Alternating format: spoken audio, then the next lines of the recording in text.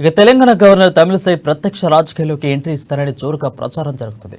వచ్చే పార్లమెంట్ ఎన్నికల మరోసారి ఎంపీగా పోటీ చేయబోతున్నారని గత కొన్ని రోజులుగా పొలిటికల్ సర్కిల్లో పెద్ద ఎత్తున వార్తలు వినిపిస్తున్నాయి.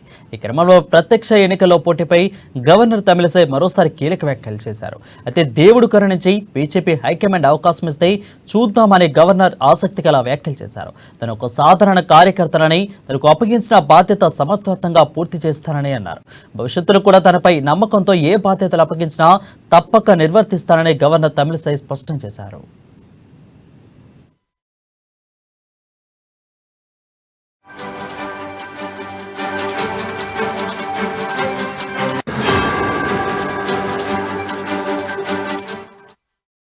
ఇక వచ్చే పార్లమెంట్ ఎన్నికల్లో 400 ఎంపీ సీట్లు టార్గెట్ గా పెట్టుకున్న బీజేపీ దక్షిణ భారతదేశంలో గత కన్నా సీట్ల సంఖ్యను పెంచుకోవాలని ఆపరేషన్ సౌత్ స్టార్ట్ చేసింది. ఇక కింది బెల్ట్ ఫుల్ స్ట్రాంగ్ ఉన్నప్పటికీ ఇక సౌత్ లో మాత్రం కాస్త వీక్ గానే ఉంది. దీంతో ఈసారి దక్షిణ భారత్ లో మెజార్టీ సీట్లు గెలవాలని బీజేపీ ప్రయత్నిస్తుంది.